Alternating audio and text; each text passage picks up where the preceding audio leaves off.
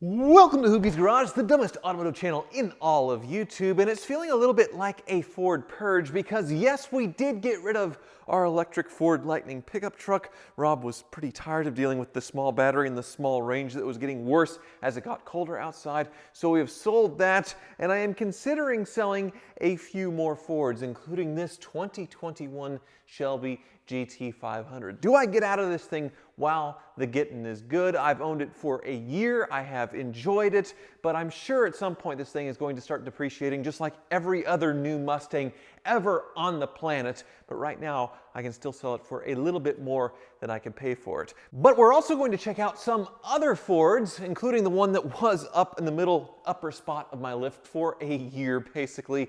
My 1966 Shelby GT350 that was a Hertz Rent-A-Racer. The thing was a full-out race car modified into that. It is pretty crazy and hardcore, and well, I haven't taken it on the track once. It's mostly sat up on the storage lift for the better part of a year and got mad about it and started piddling various fluids that leaked down onto the Jean-Claude Van Damme Azure was dripping on the hood, so I had to take it down and then have it towed to the car wizards. My dream with buying that car was to become a vintage racing driver and attend some events and start doing that. And well, it hasn't started yet. It's been too busy of a year, but I'm wondering if I should throttle it back a little bit and make it a bit more drivable on the street so I can actually enjoy it. There's a number of things that I could do to help that, but not ruin the car entirely to where it couldn't race. In addition, the OJ Bronco has arrived from California, my 1994 Ford Bronco that I picked up. It was an OJ tour car. It wasn't the actual OJ Bronco vehicle, which I took around California. And it did really well, but it did have some issues. The suspension felt very loose and noisy and some other things, so the car wizard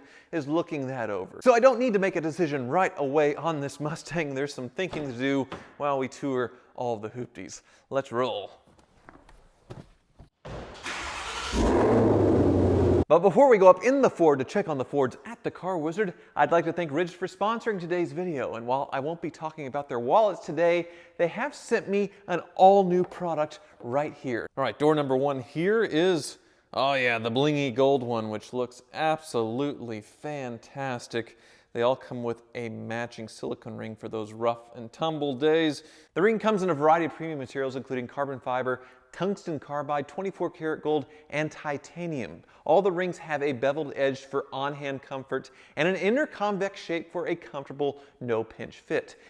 The matte gray, which has a little extra something to it, kind of like the silver on this BMW, so I think that will be the one that I wear today. So if you need a ring that can keep up from cooking to hunting to working out, the Ridge bevel, I didn't think of what finger I put this on to show you, but the Ridge beveled ring gives you a solution for every occasion. Ridge also offers a novel lost and found resizing protection service to not only make this a better ring, but a better way to own rings. Whether you lose your ring or lose 20 pounds, each purchase comes with the option of 2 future exchanges for the same ring in a same or different size. So there are a lot of reasons to try out the new Ridge ring for yourself or make it a gift for someone else, but also you can get the best offer by going to ridge.com/hoovies right now, and you can save up to 40% through December 22nd. So don't wait, go to ridge.com/hoovies and get yourself a ring. Some bling there. All right. Well, see work in progress here. Hello, Magic Mike. Hello. Wizard, hello. Kind of having trouble getting this thing to fit on the lift. Really? Yeah, I'm thinking like if the lift doesn't fit, we must have quit. Oh no. Oh, the OJ jokes are already starting. Well, I mean, everybody that's seen this car, even in Kansas now, they go nuts. They love this car, even though it's as infamous as it is. Loop right here on the inside of the sheet metal. Yeah. And then the radius arm mount in the front. Man, there is a lot of cake here at Omega Auto Clinic. But anyway, it's somebody's birthday. Yeah. Okay. So, yeah, this Bronco, it made the trip just fine in California, but it definitely has a very vague suspension. And I know these things don't handle like sports cars from the factory, but definitely something loose there. At high speeds, when it was warm outside, it would ping a little bit, like it may need a tune-up, I don't know. And I'm sure it's leaking a few things. And I see Dennis delivered the Mustang. Yes, it has been waiting for you. Okay, well, I need to figure out what I'm going to do with that. But I guess first the Bronco. Yes. This is for a plow or RV towing. I'm not sure. What do you think? The hitches? Are those gloves that do not fit?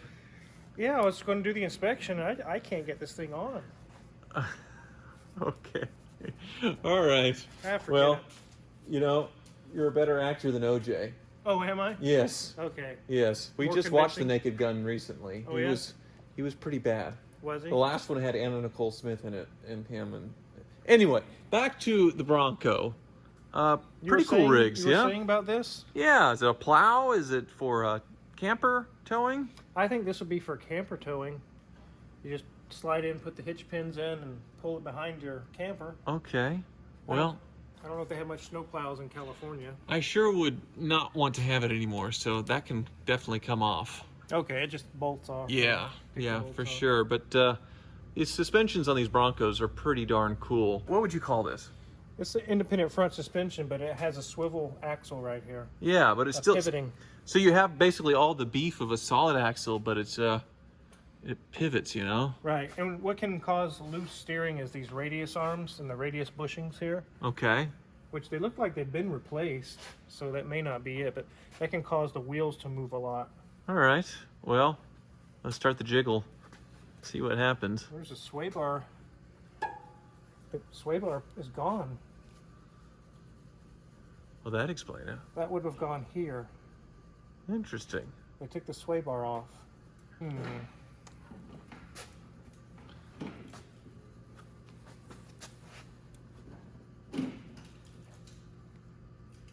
I'm not really seeing anything loose other than the sway bar is missing.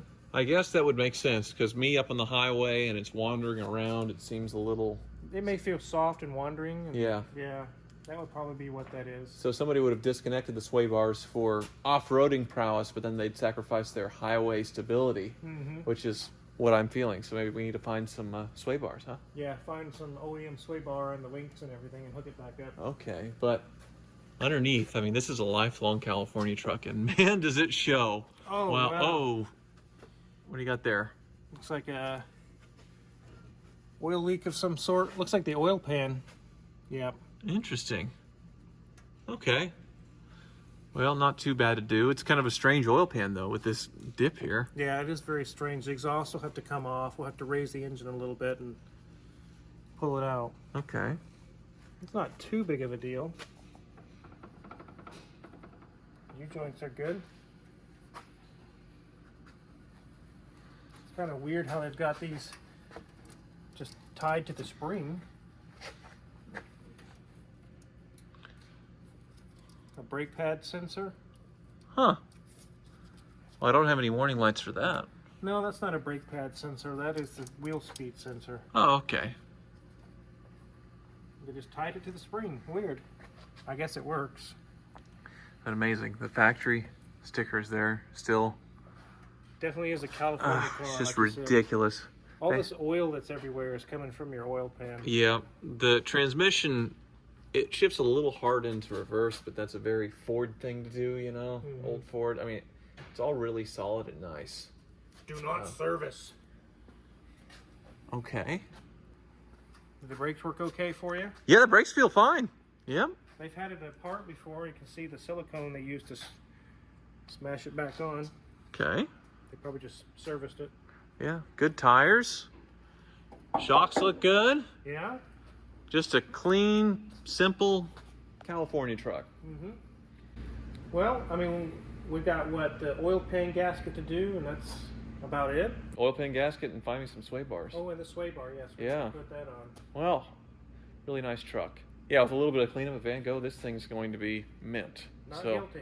very, very it's, Not guilty. it's acquitted. Yes. Yes. No big wizard bills here, but I do need your help on what I should do with this Mustang. So let's go over here.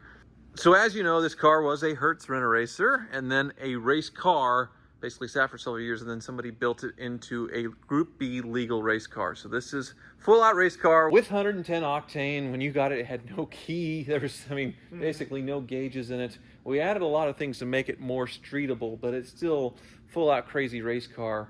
And I haven't raced it once. I haven't been to the track with it once. I've had it for a year. You put in the fancy Shelby speedometer, and it has 47 miles on it.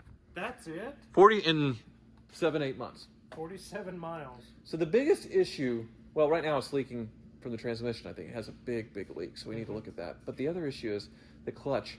So ridiculously hard. It's a race clutch, which I get, but I've never driven a race car with a clutch this hard before. I mean, it is insane. And say like a racing situation where there's like a panic, like, oh my God, I need to do something quick, downshift, I would sort of struggle with this clutch. It's that stiff. So researching one that's a little more reasonable. But since these things are so valuable now, at least at the moment, do I put this back mostly stock? You know? Because now, like, if it was an original, completely restored Hertz car, they're worth over $200,000. $200,000. Yeah. I guess we just have to see the things that you want to do. Is it going to cause that big of a hit? And how much of a hit are you willing to take? Yeah, but then if I do that, then I'm basically giving up on my racing dreams, because I've always wanted to take this car on the track, do the Group B racing, do Laguna Seca, do Sonoma, and all that stuff. But you're proving that that's not happening. Life is a little busy with a 2-year-old toddler and YouTube and TV shows and all that stuff. So and Barrett Jackson. Yeah. So that all sort of gets in the way, where I don't think it's going to happen anytime soon, but I want it to. Anyway, well, I think, do you want to put it up on the lift here? Yeah, let's see where it's leaking from. I guess we can drive it up on that one over there since the Bronco's tied up. Have fun with the clutch. Oh, God, yep.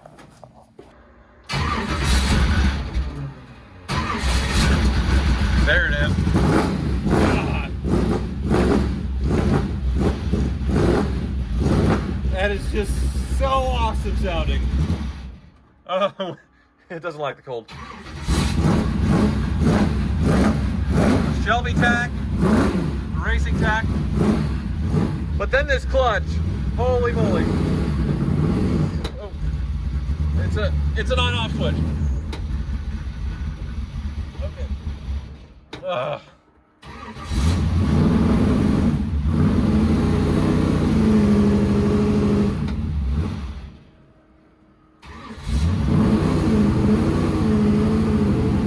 Oh, good God. Carried some speed, but I have no steering. Whoa. And then the racing brakes. I'm going to need both hands here, so I'm going to give you guys a quick break here and get it on the lift. Oh, my leg. This clutch. Oh. Got your workout for the day. Yeah. Okay. Yep. So, yeah. Big crazy race car. I love that. But maybe we make it a little more civilized. At least with the clutch. Yep. That definitely doesn't smell like a 70s normal car. You can definitely smell it's some special gas. The 110 octane, yes. Yeah. Which, I mean, if I were to do that and put it on normal pump gas, tune it off of this 110, it's very reversible. Mm-hmm. But then I could actually go to a normal gas station and fill up. But yeah, I mean, it wouldn't be that bad to do. But there's already. Oh, it's up here too. Yeah. It sat up on the lift for 6 months and then dripped all over the Jean-Claude Azure. Oh, there it is there. So maybe it's wafted its way back. From up here. I think it's coming from this oil filter adapter and dripping down and spraying everywhere. Okay. And we also need to look. Transmission's dry in there. Yeah, I don't think that's my gusher though. Because it was enough to get down onto the lift and then drip onto the Jean-Claude Van Damme Azure. Was it on the hood or the windshield? On the hood, yeah. So it'd be like up in this area. Yeah. This could be leaking as well. Oh, the washer. It's drain plug? Yeah. We just need to clean it all off and then let it sit there and idle for a while, and we can pinpoint it. But a lot of this is just blown onto there from driving. Yep, and then a clutch hiding in there. Yeah. It's got a serious clutch in there. Where's the flywheel? It's like... What's this? Huh? Well, this is the flywheel, but I mean, it doesn't have a pressure plate. Yeah, we'd have to change all that out. The clutch is only that big. Well, that would explain why it's like an on-off switch. Yeah. And then one thing I forgot to mention from a year ago is that rattle. Mm-hmm. It's still there. some kind of rattle in the floor on the back. This thing when you drive it. Maybe it was the exhaust banging. Oh, yeah. Yeah. There it is. Yep. It's touching. Yep. So we did that in the inspection, and then I forgot to tell y'all to fix it. So. Okay. Yep. All right. Well, we can fix it now. That too. Okay. Well, so I think I'm going to start with the clutch. Mm-hmm. I'm thinking maybe we put some windows in it. Okay. And then I'll think about from there whether I have it tuned off of 110 octane, really less of a race car and more of a street car, or not. I'll make my decision there. But there's another Shelby that I need to make a decision on as well. Yes. Yep. It's been a year, and it's about to.